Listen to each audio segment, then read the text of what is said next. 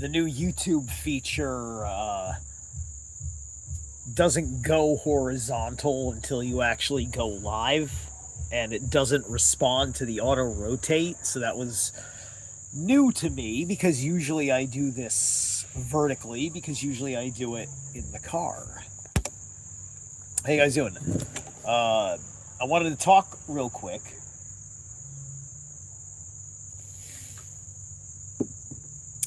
In what's going on with modern storytelling,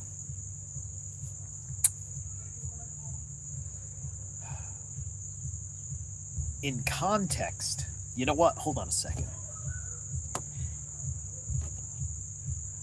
I hope you guys can still hear me. I'm taking one of these off. And so there should be a microphone on either one. So hopefully, all right, do all messages are visible. Please let me know if you can hear me. I'm gonna risk it.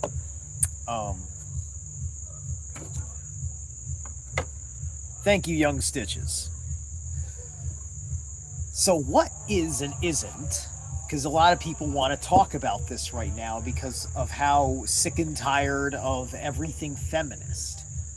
What is accurate way that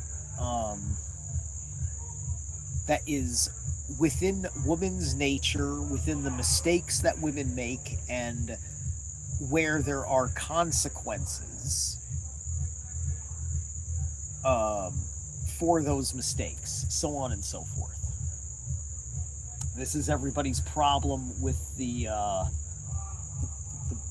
Whatty Sue. I don't know, the super Sue, right? The woman that can do no harm, no wrong, and doesn't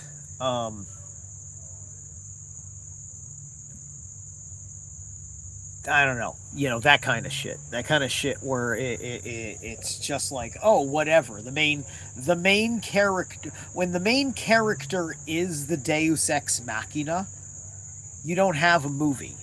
What you do is that you have a storyboarded lecture, right? You're getting a lectured storyboard, right? To me, that's at the very least, that's the a distasteful delivery system for the message in your film.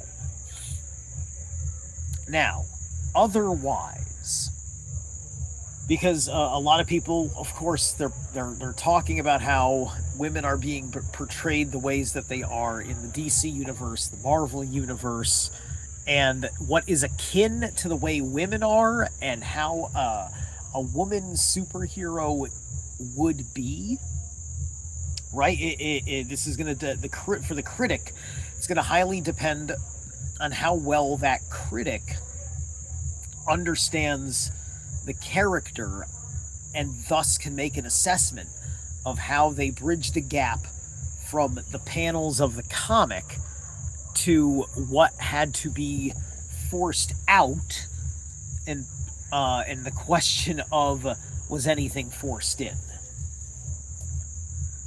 So, of course, everybody is looking at a movie that, by all accounts, if it wasn't within the trends, nobody would have anything to really complain about, other than that Jean Grey is once again another kind of anti-hero thing, right? Listen, she could be the alternate for our story's sake, right? Like, she's the one from his universe, but a different Jean may get fucking forced in here who's the hero Jean, right?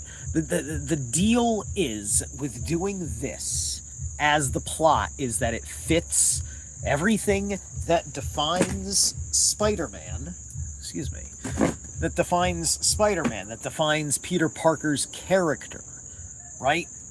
Whether you like it or not, the Spider-Man character fits in with those liberal values because of everything that was New York City Peter Parker's multi-ethnic life, etc., etc., etc. What's oh no? How's it going, Howard? What's oh no?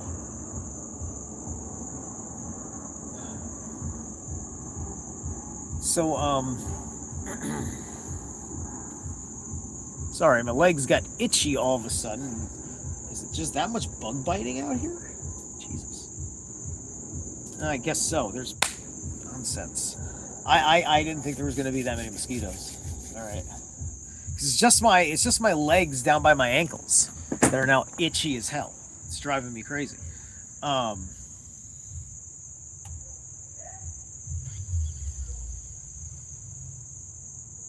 so Jean Grey is look, they're gonna be look, Dark Phoenix, Dark Madonna, Mother Kali, or well, there's two Kalis I discovered, right? There's a Kali that's more appropriately a demon, and then there's a Kali that is more appropriately a an avatar of Parvati, I believe, right? And so either way, this is like, like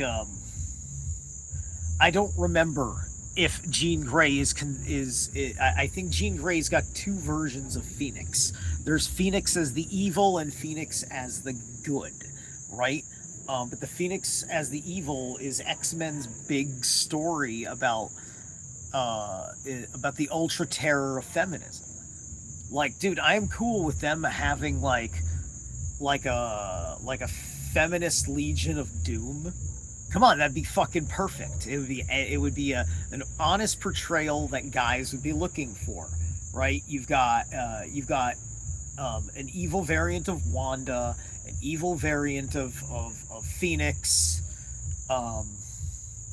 Maybe you get like a mind controlled Black Widow, so on and so forth, right? You get like all these ultra powerful women, and you do like a woman's supervillain plot, and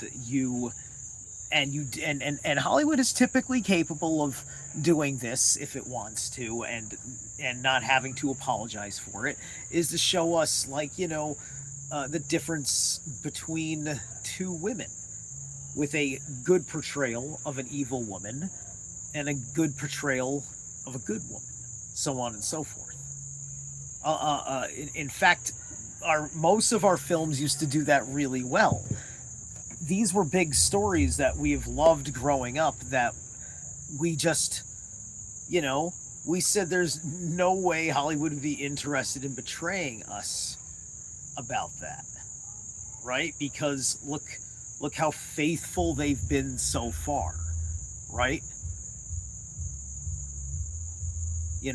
And I've always felt like they've a lot of critics had been unfair to some of the lesser Marvel films the first of before Infinity War came out, right? With like Ant-Man and even Ant-Man and the Wasp. These guys, people just didn't want to like it. I mean, like, all that happened before, Paul Rudd fucking joined what all the other fucking celebrities did, destroying themselves fighting fighting forces that they just had to fight for whatever reason. They felt that they had to fight and make an enemy of people that liked them a lot, right?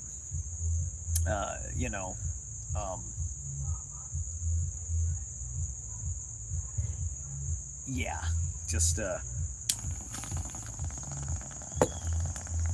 they tell people not to watch their films, and then they and then you say that your film flopped because they didn't disobey your request.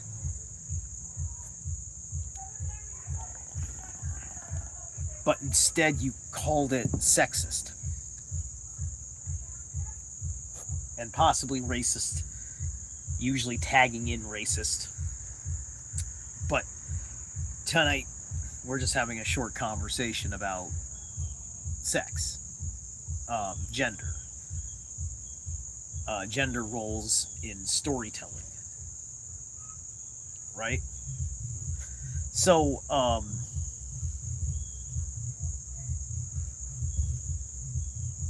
so motivational factor for Peter Parker is that there's an understanding of trust with him and the people that he is cooperating with as he does as an independent um, and anonymous agent. He has he has like maybe I missed something in Daredevil. Fisk is still the mayor, right? There's no mayor in this movie. Everything is like the chief of police, effectively, almost like a very friendly Commissioner Gordon, except it's a black lady, two kids. Um,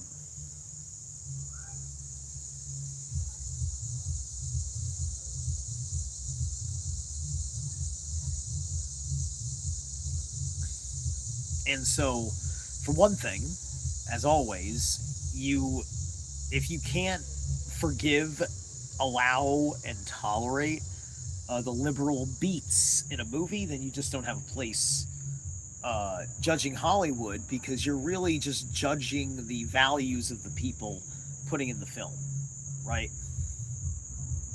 So that's thing number one. Ben Shapiro, in his crass way, at the very least, can like a film that's got scenes in it that he disapproves of and likes to talk as such about that. And that's one of the things he likes, that people like about him, because they feel like they feel like they are like each other, because they agree on the same reasons why they like and dislike certain things in movies.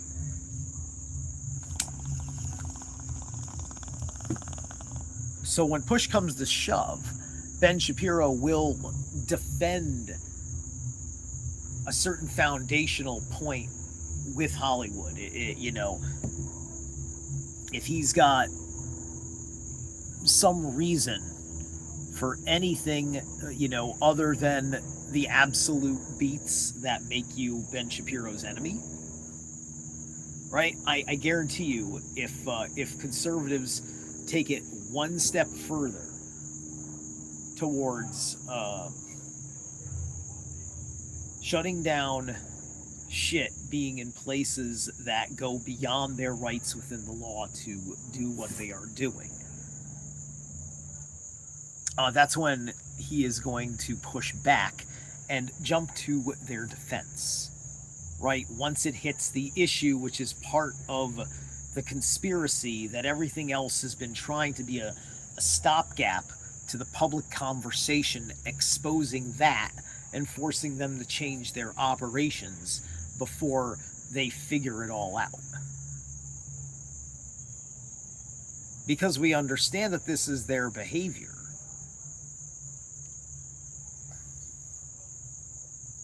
And they don't have an answer for this behavior. They will just save face by, instead of answering our concerns, they will just turn it around and ask you what your intentions are behind that question and try to destroy your integrity, right? So,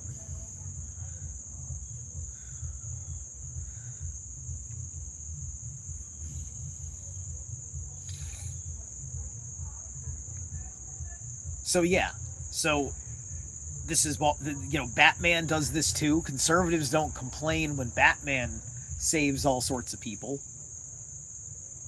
Granted, if you were to sit down and with a conservative film critic who is all about their moral philosophies in their thing, which is all within their absolute rights to do. I do it myself. Ben Shapiro does that, and so does everyone else. Unless they feel called to be more neutral, and they know that they can be, or whatever, right? Me, I'm a I can be neutral. There's things I can't be neutral about. There's things that I can, and when I can be neutral about something, um, I play that fair judge, right? I was looking for in my breakdown of with Candace Owens, um, like, okay, what is this going to mean for progress on public opinion that could change the fate of the truth with who made Charlie Kirk dead?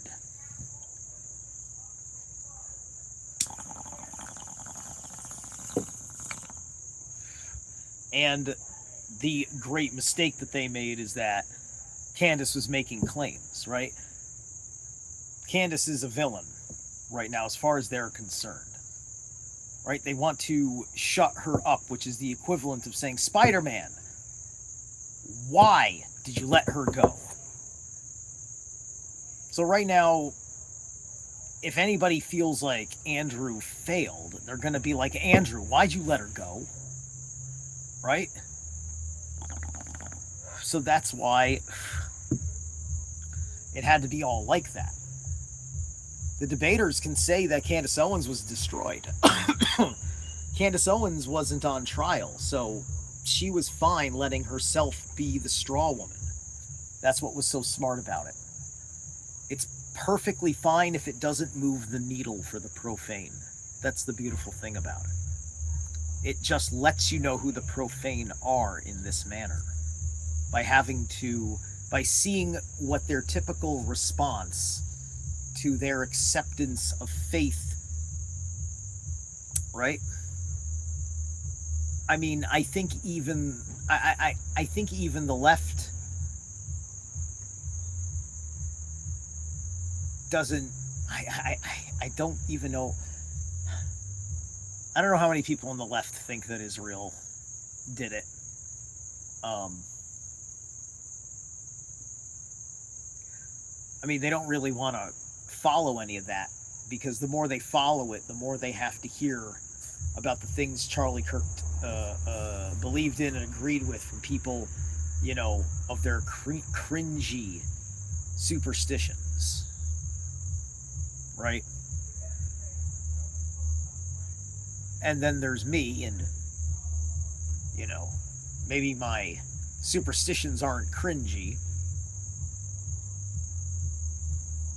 but they can be considered a cool performance that nobody takes seriously, especially because I care to put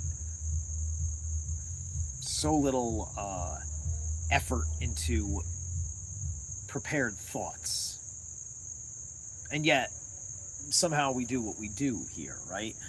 Yeah, Candace gets all this heat, and she's all in with prepared thoughts. The memory to boot, right? But yeah, no, but they think she's a supervillain.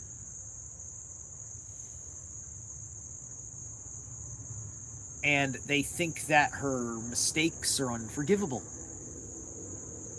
Which comes from people that have a fundamental misunderstanding about what it means to women from women to hear such things, as opposed to what it hears from men to men, right? Because, yeah, her crazy fans is because that's a group of women that have their own little pocket consensus. And it's a consensus that because I happen to agree with Candace on the core points that she did defend, they want to act like she was incapable of defending anything. She defended her point that the evidence presented is not very good for when it moves forward into trial, right?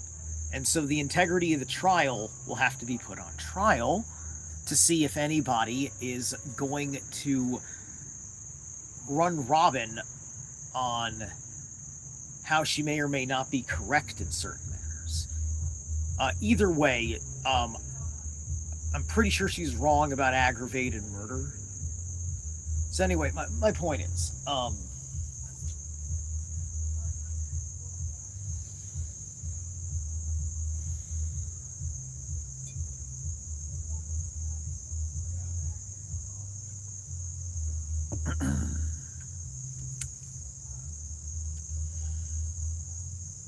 that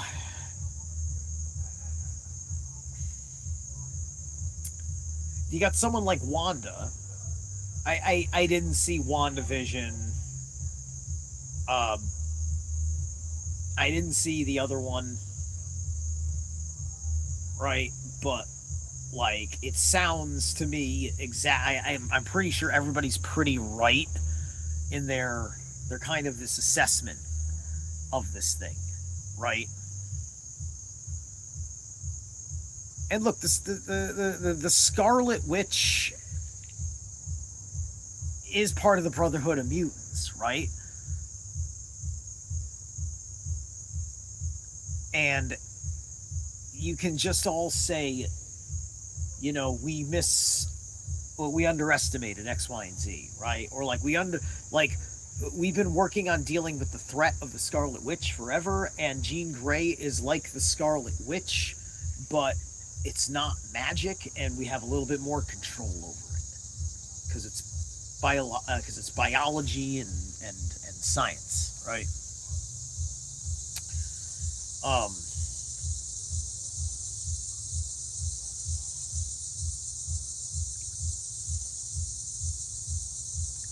so many people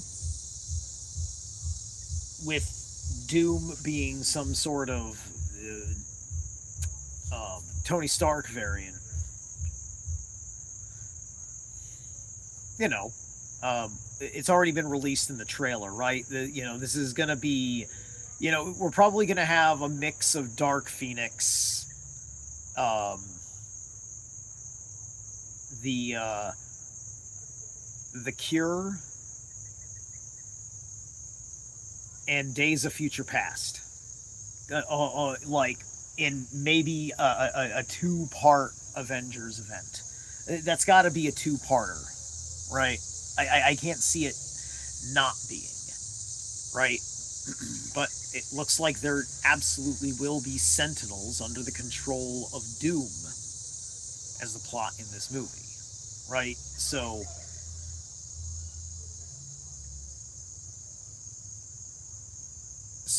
you would have him as the technocratic fascist, like a Peter Thiel, Elon Musky kind type, building a prison to protect us from women that have psychic manipulation abilities, and every one of their kind. So you could play it as like you could play it that way if you want, right? And he'll have a certain group of people from certain cultures that are going to be all down with that shit as the fucking general idea, right? Because, I mean, like, they'll want to do like a MAGA thing. Like, they'll probably want to merge MAGA and Musk. And I think with all the hate out there, they might want to merge some Gates in there as well, right? So anyway, yeah, there's a lot to be said, and I think I think that um, damage control is gonna be like the new.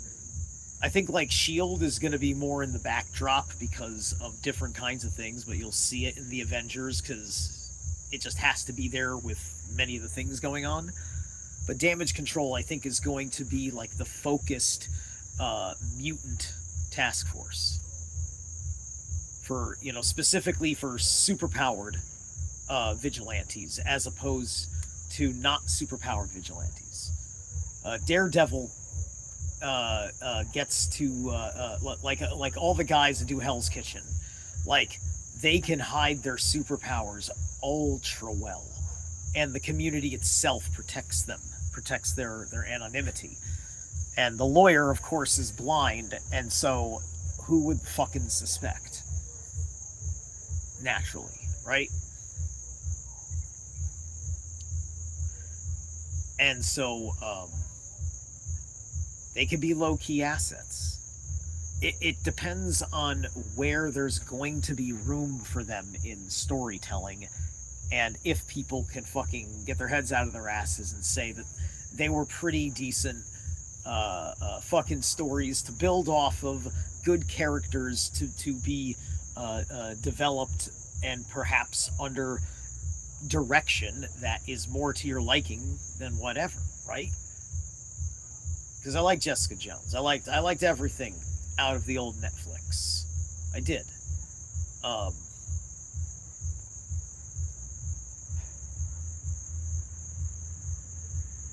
and so I don't know. Disney owns too much stuff, and which stuff does it want to fucking make that looks like it's not Disney stuff, right? Because that's the problem, right? Like everything's got the same polish of the same kind of filming equipment now, right?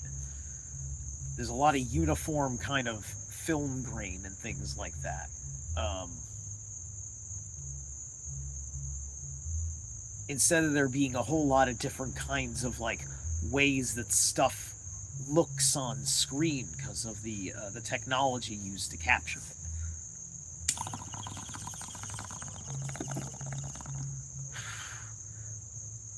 And that's so they could exploit the digital high definition to throw more details at your eye than can be processed in real time to hyper reality the simulation. And by that merit, um, all sorts of suggestive ideas can pop into your head just by a subconscious noticing of something which made a note that integrated so fast in a moment um, that it's already there.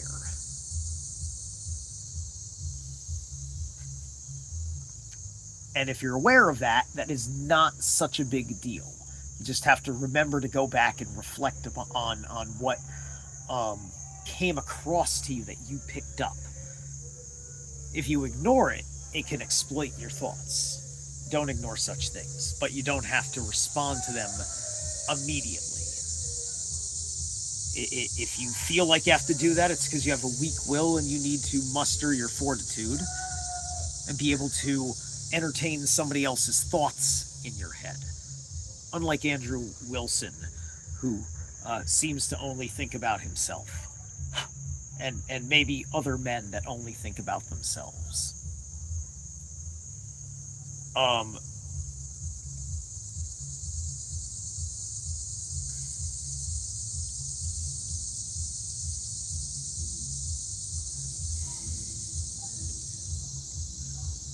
so I think a framing mechanism from some people that don't just want to use everything that doesn't fit into Christian orthodoxy about how women ought to be because we hate how women are with feminism, and how do we fucking go back to dark ages gender roles, um, but also not, I don't want to fucking have the other side of the psychotic equation either. Um, and that's not what our ancestors wanted before the issue of who your God was became a part of the conversation.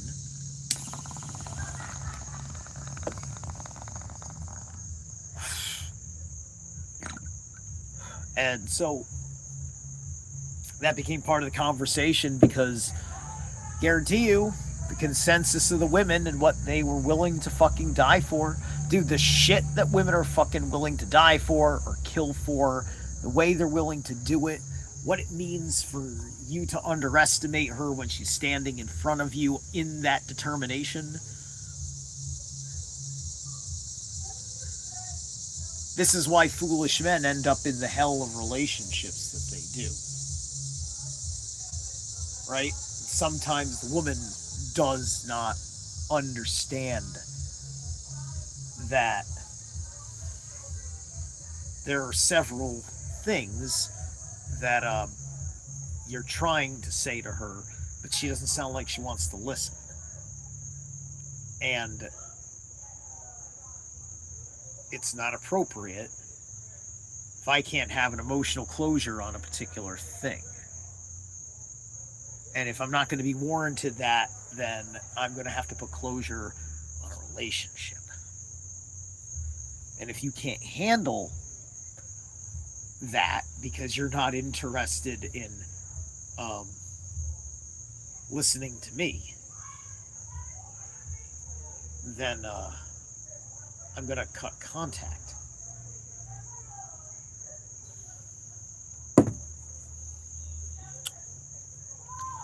That is just an important way that it goes for one to protect oneself. Um, because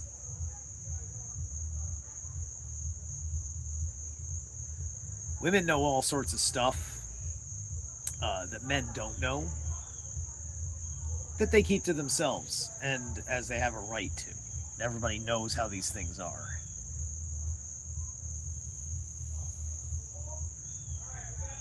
So it is absolutely best that you only work around those that are cool with you. And if they're not cool with you, just don't be around them. Just leave. Tell everybody, hey man, where you going? It's just like, hey, listen, man, it's all right, but look, I just got here. People that've been here that I'm not going to argue with because they're the ladies. Can't be around. I don't like them. They're not going to like me if I have to respond to what I keep hearing around me. And it's getting hard for me to keep my mouth shut on my conscience. And so it's best that I'm just not here because it'll be an argument before it'll be an agreement and it'll go wrong.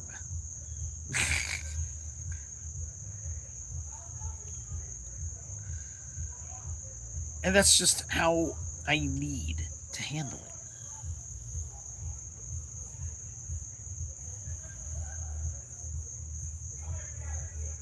So, if men aren't putting in the work into understanding women, um, then they can always use not understanding a woman as their excuse for everything. Pretty sure that any one of them out there that are doing things like podcasting, you know, diary, little live streams, whatever, posting their L's.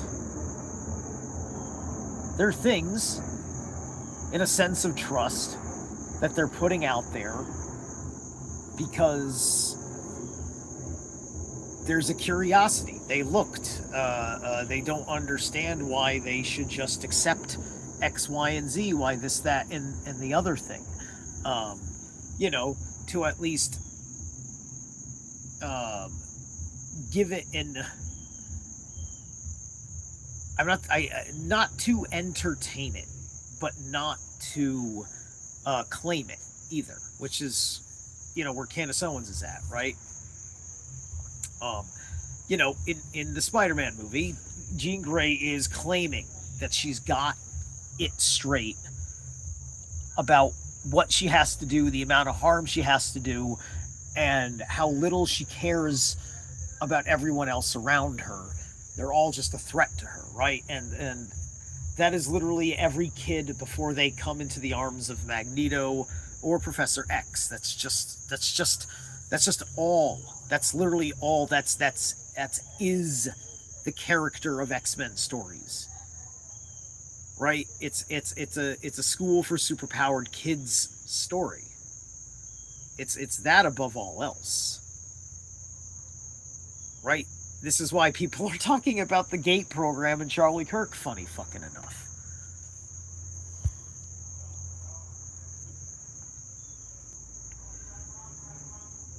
Hey, what's up, D Love? Where you are seems there I am. LOL. Ha ha ha. Alright. Alright. So, um,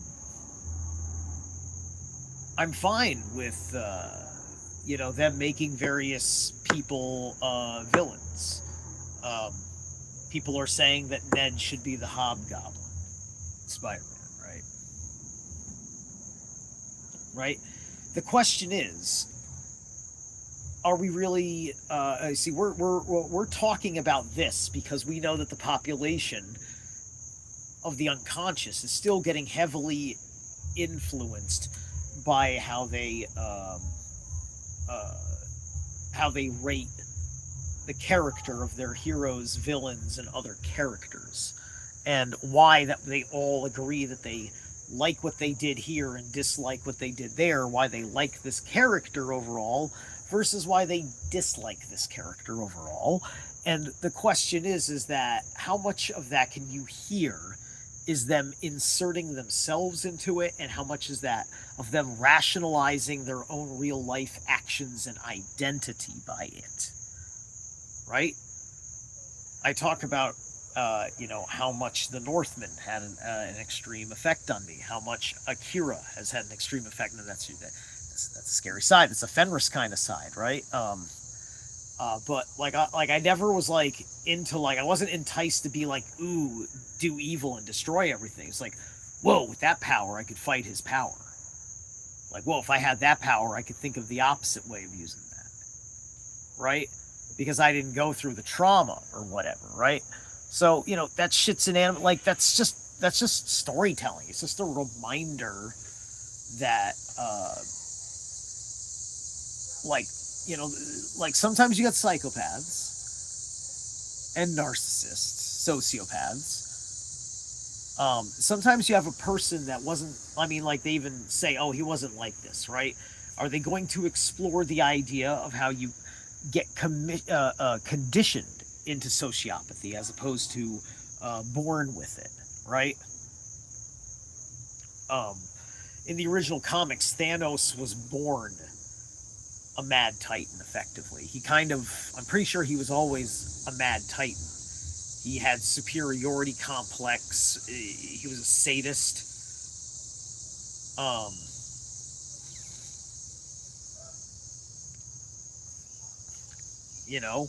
and arrogant beyond all fuck. He's all of these things, right? And they wanted to give him a little bit more depth, um, what without taking away some of the savageness, right? Um, but honestly, I think they kind of did, right? It's like I suppose you could say there isn't much of a way that you could rationalize an anti-hero kind of disposition for him.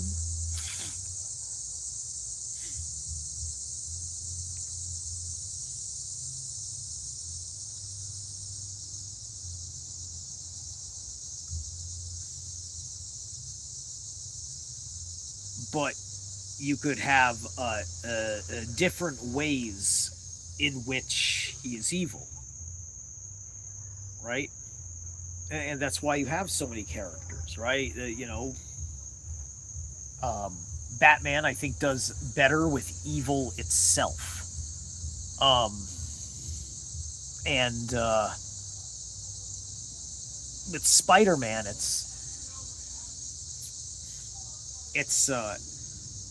it's going through an extreme quest of redemption, right? Because that's baked into his own inner guilt of his indifference and attitude that got his uncle killed. Everybody understands this.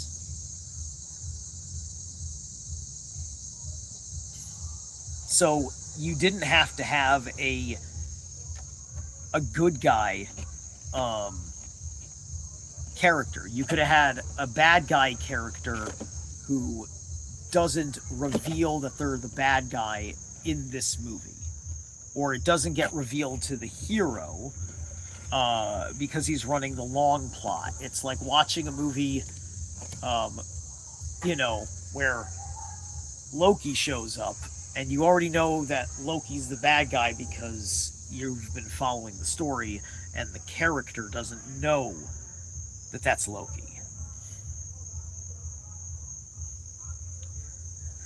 Yeah, Mr. Glass. Mr. Glass. I still need to watch Split. Um, I've seen Unbreakable, and I've seen uh, uh, shit.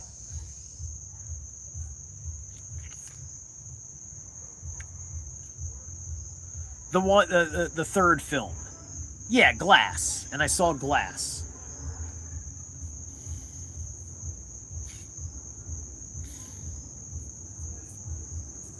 So yeah, that was that was good stuff.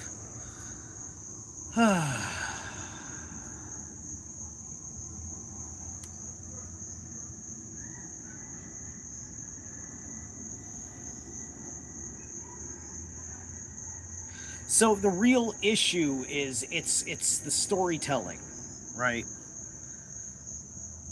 It's you take the character through all these beats, but then you force the reaction from other people by what that character does through unnatural writing to say, well, I can rationalize why you did that, therefore I can forgive you because you are confessing that you understand that you did wrong now, and therefore that confession of sin gives you a path to atonement, and therefore I can forgive you of your sins and accept you as a superhero and not a supervillain.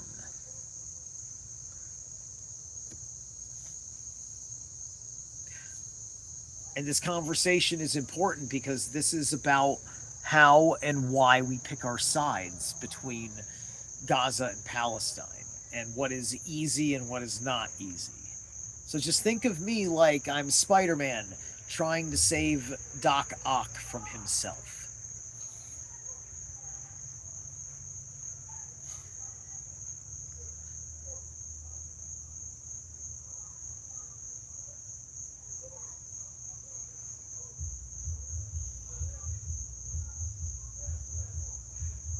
Plenty of nations have to move on after a period of time of atrocities that just kind of fizzled out, but history remembered them, and they become more of this quiet shame or whatever.